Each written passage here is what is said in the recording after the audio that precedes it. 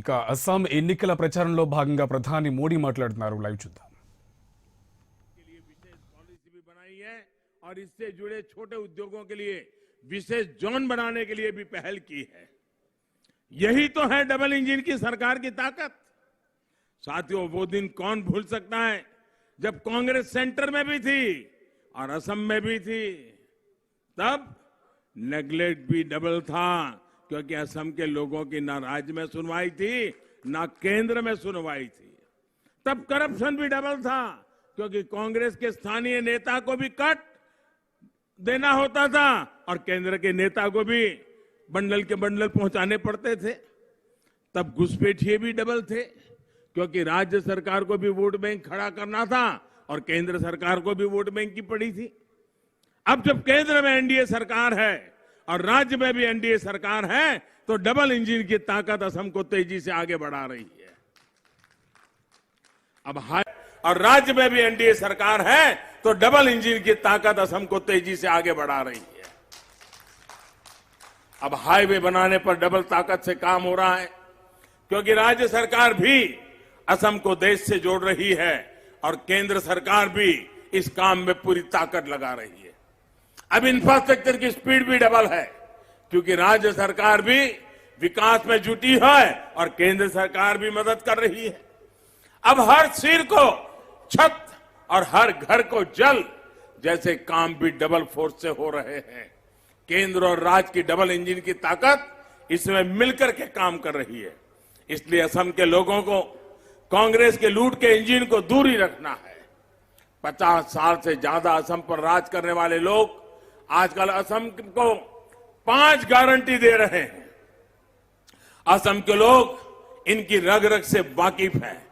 इन लोगों को झूठे वायदे करने की, झूठे घोषणा पत्र बनाने की आदत पड़ गई है। गरीब को सिर्फ सपने दिखाओ, झूठ बोलो, उसे आपस में लड़ाओ और राज करो। यही कांग्रेस का हमेशा से सत्ता में रहने का फॉर्मूला रहा है। आपको याद रखना है, कांग्रेस मतलब झूठे घोषणा पत्र की गारंटी, कांग्रेस मतलब कंफ्यूजन की गारंटी, कांग्रेस मतलब अस्थिरता की गारंटी, कांग्रेस मतलब बम, बंदूक और ब्लॉकेड की गारंटी, कांग्रेस मतलब हिंसा और अलगाववाद की गारंटी, कांग्रेस मतलब भ्रष्टाचार की गारंटी, घोटालों की गारंटी, भाई भतीजेवाद की गारंटी। भाइयों और बहनों, भाजपा के नेतृत्व में एनडीए सरकार सबका साथ, सबका विकास, सबका विश्वास के मंत्र के साथ आगे बढ़ रही है। लेकिन आज के कांग्रेस नेताओं को तो सिर्फ सत्ता से मतलब है, वो चाहे कैसे भी मिल जाए। असल में कांग्रेस का खजाना अब खाली हो गया है। उसे भरने के लिए उन्हें किसी भी कीमत पर सत्ता चाहिए। कांग्रेस की सिर्फ कुर्सी ही दोस्त है, कुर्सी के सिवा उसका कोई दोस्त नहीं है। न विजन है, न संकल्प है, न कुछ करने का इरादा है।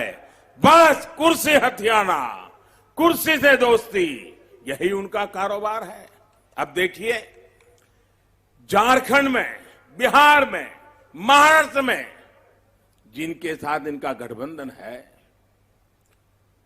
वो पश्चिम बंगाल में इनके खिलाफ प्रचार कर रहे हैं।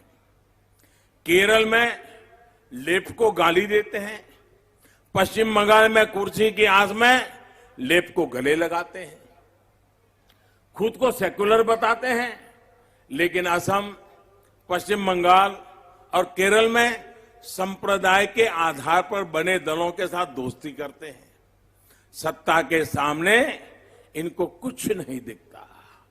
इसी कारण अब कांग्रेस के लोगों की बातों पर देश में कोई भी भरोसा नहीं कर रहा।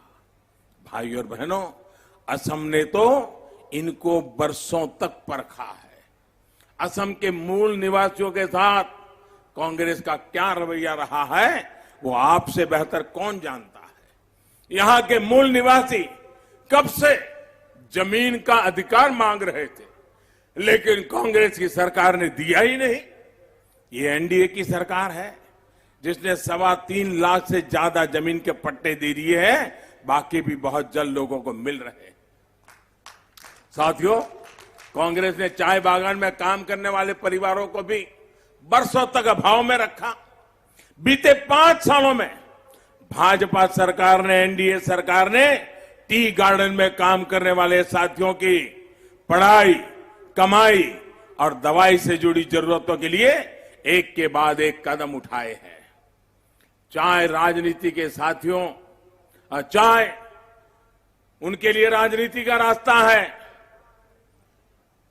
चाय पर राजनीति करने की उनकी आदत है, लेकिन ये न भूलें, चाय जनजाति के साथियों और इस जनजाति से निकली महान विभूतियों को मान, सम्मान और स्वाभिमान का जीवन देने के लिए एनडीए प्रतिबद्ध है, भारतीय जनता पार्टी प्रतिबद्ध है और दिल्ली की सरकार हो, असम की सरकार हो, हमारे लिए प्रतिबद्धता का विषय है।